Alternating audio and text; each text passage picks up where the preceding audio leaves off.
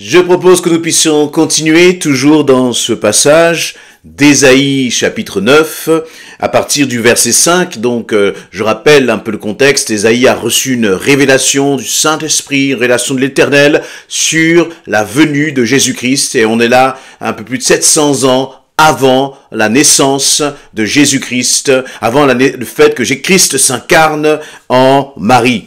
Et il nous est dit dans Ésaïe chapitre 9 à partir du verset 5, « Car un enfant nous est né, pour nous, je lis dans la version du Semeur, un fils nous est donné, il exercera l'autorité royale, il sera appelé merveilleux, conseiller, Dieu fort, Père à jamais et prince de la paix. Il étendra sa souveraineté, il instaurera la paix qui durera toujours au trône de David et à tout son royaume. Sa royauté sera solidement fondée sur le droit et la justice.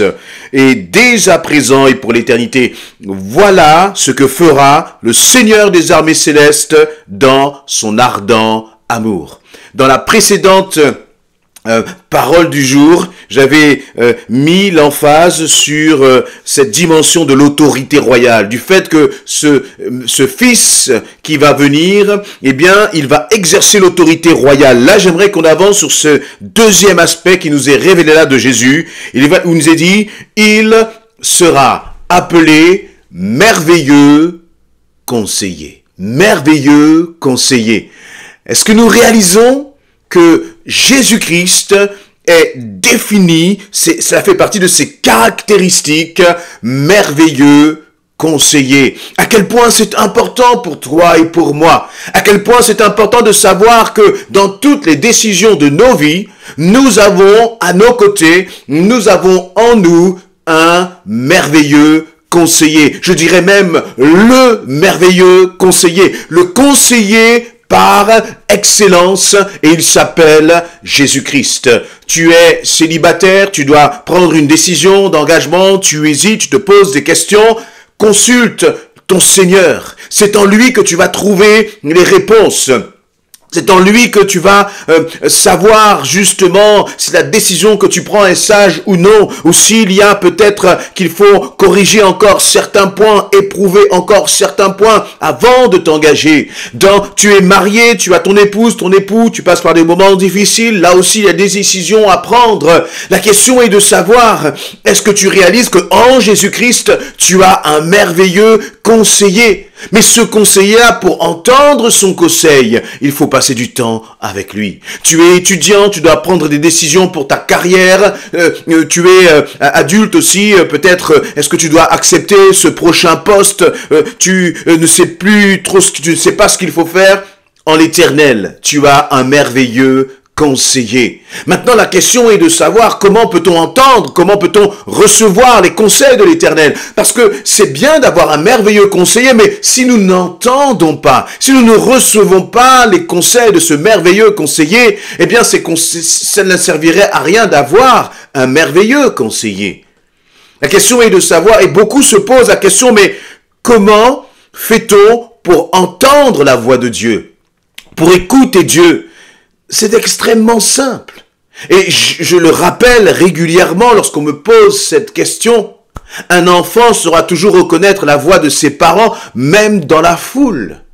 Il peut y avoir 10 000 voix qui parlent autour de lui, mais s'il l'entend, il saura distinguer, ça c'est papa, ça c'est maman qui m'appelle. Pourquoi? Eh bien parce qu'ils ont passé du temps ensemble. Et donc pour cet enfant, la voix de ses parents et vice-versa n'est comparable à aucune autre. Si vous regardez même dans le domaine scientifique et qu'on analyse une voix, eh bien il y aura des choses qui sont particulières. La voix c'est quelque chose qui est unique, l'intonation, l'accent, la façon dont tu vas poser ta voix, c'est unique. C'est une caractéristique qui est unique et qui ne ressemble à personne d'autre. À combien plus forte raison la voix de l'Éternel, c'est une voix qui est unique.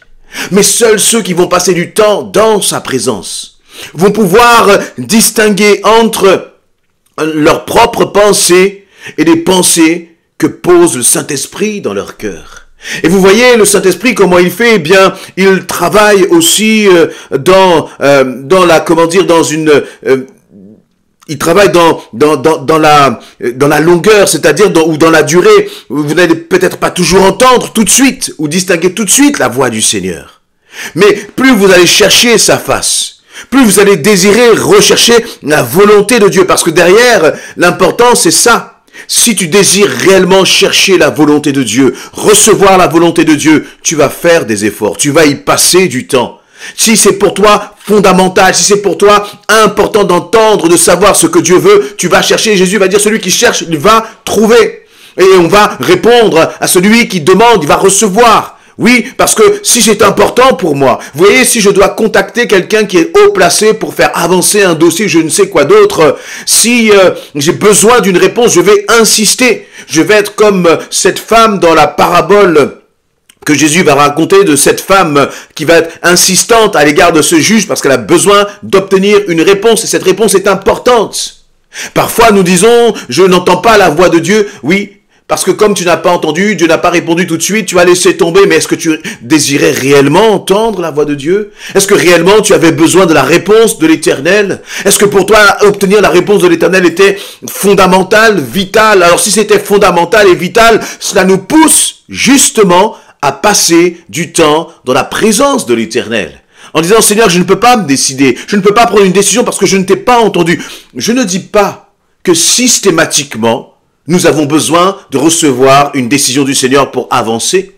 Je ne dis pas cela parce qu'on pourrait tomber dans un autre extrême. Être là comme paralysé parce qu'on n'a pas entendu la voix de Dieu. Certains vont même dire, même pour choisir la couleur de ma chaussette, eh bien, je vais demander au Seigneur. Bon, j'allais dire, c'est une position qui est un peu extrémiste. Donc, on voit bien qu'il y a des décisions que l'on prend parce que le Seigneur nous a mis aussi une sagesse en nous, une capacité de décider. Mais il y a des décisions où nous devons nous méfier aussi de nous-mêmes. Finalement, il faut se tourner vers le Seigneur, se tourner vers ce merveilleux conseiller. Et lorsque la parole de Dieu nous définit Jésus comme étant ce merveilleux conseiller, eh bien c'est comme si Jésus dit, mais tu as besoin de mon conseil, viens à moi, je te parlerai, je t'indiquerai la voie à suivre. Vous savez, il y a beaucoup de gens, lorsque vous voulez leur poser des questions, vous avez besoin d'aide, ils ne sont pas là, ils n'ont jamais le temps, ils ne sont pas disponibles, et ça arrive, nous avons tous des emplois du temps extrêmement chargés. Mais ce qui est merveilleux avec Jésus, c'est qu'il est ce conseiller qui dit, viens me demander conseil et je te parlerai, te dit le Seigneur. Alors, comment toi agis-tu? Est-ce que tu fonces? Est-ce que tu pars bille en tête sans consulter le Seigneur? Mais quelle tristesse alors que tu as en lui un divin conseiller. Et donc, en passant du temps dans sa présence, en le priant, et bien sûr, là où vous allez trouver le plus merveilleux des conseils, là où vous allez connaître la pensée de Dieu, c'est en méditant sa parole. Parce que nous pouvons recevoir aussi une conviction. Mais il est bon de confronter cette conviction à la lecture de la parole. Qu'est-ce que Dieu dit dans tel domaine d'activité? Qu'est-ce que Dieu dit par rapport au travail, par rapport à la famille, par rapport au service, par rapport à l'argent, par rapport à l'amour, par rapport au couple? Qu'est-ce que Dieu dit de tout cela? Et là aussi, vous allez découvrir ce que Dieu dit, vous allez découvrir ce que Dieu vous dit lorsque vous allez passer du temps dans sa parole, à méditer sa parole. Parce que je crois que, d'ailleurs, si nous passons notre temps à prier et que nous ne lisons jamais la Bible, je crois que Dieu ne va pas nous répondre. Et Dieu ne te répondra pas. Pourquoi? Parce que finalement, tu vas considérer que tu n'as pas besoin de lire la Bible parce qu'à chaque fois que tu pries, tu obtiens une réponse. Et ce serait une erreur. Voyez, la Bible dit, Jésus va dire que l'homme ne vivra pas de pain seulement, mais de toute parole qui sort de la bouche de l'Éternel. Et cela, ce livre, on l'appelle la parole de Dieu. C'est la lettre écrite de Dieu pour ses enfants, pour l'humanité, mais plus particulièrement pour ses enfants. Alors, pour chercher le merveilleux conseil de Dieu, eh bien c'est chaque instant, chaque moment, chaque jour. Alors oui, j'exagère un peu. Chaque instant, on ne peut pas lire la Bible, mais une fois que tu l'as lu, tu la médites, eh bien c'est cette parole qui va continuer de faire son effet dans ton cœur tout au long de la journée. Et puis finalement, tu vas te retrouver comme connecté avec cette parole parce que le Seigneur aura laissé une pensée dans ton cœur. Soyons aussi honnêtes, il y a parfois des passages que nous lisons, que nous ne comprenons pas, que nous trouvons difficiles. Ou même nous nous disons, mais Seigneur, mais pourquoi tu as écrit cela? Voyez, mais même cela fait partie de la parole de Dieu. Il faut le considérer, il faut le lire, il ne faut pas le négliger. Parce qu'à un moment ou un autre, le Seigneur nous parlera, le Saint-Esprit nous interpellera par rapport à ce passage. Ce merveilleux conseiller, c'est aussi donc celui à qui nous devons, auprès de qui nous devons chercher du conseil. Dieu va nous parler, et la Bible nous dit que Dieu parle tantôt d'une façon, tantôt d'une autre. Il va parler à travers sa parole, il va parler à travers la prière, et la Bible nous dit aussi que, le salut se trouve dans un grand nombre de conseillers. Parfois nous nous enfermons.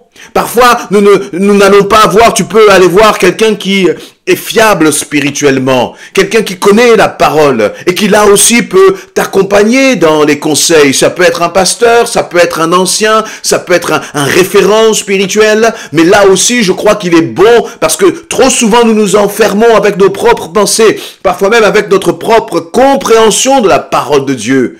Alors que ce référent, tu peux aller le voir en lui disant, mais par rapport à ma situation, voici ce que je lis dans la Bible et voici ce que je comprends. Qu'en penses-tu? Et puis de cette façon, peut-être corriger, peut-être la façon dont nous avions de comprendre le texte biblique et donc de prendre des décisions.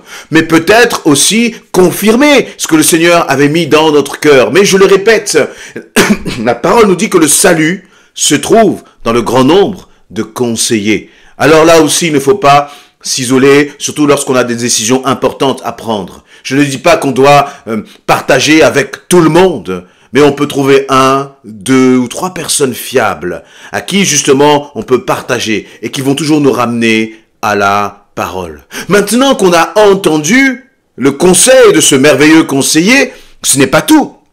Parce qu'il n'y a rien de pire que d'entendre des conseils qui vont t'emmener dans la bonne direction, qui vont t'aider à prendre les bonnes décisions, et puis finalement n'en faire qu'à notre tête.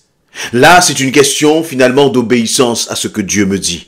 Dieu est ton merveilleux conseiller. Jésus-Christ est ton merveilleux conseiller. Le Saint-Esprit est ton merveilleux conseiller. La question est, lorsque tu reçois les conseils du Saint-Esprit, les mets-tu en pratique? Obéis-tu? Est-ce que tu te soumets aux conseils que Dieu te donne? Notre Seigneur ne nous obligera jamais. Il ne nous forcera jamais à obéir. Il nous parlera. Il te mettra en garde. Il t'appellera peut-être à changer de direction, à changer, à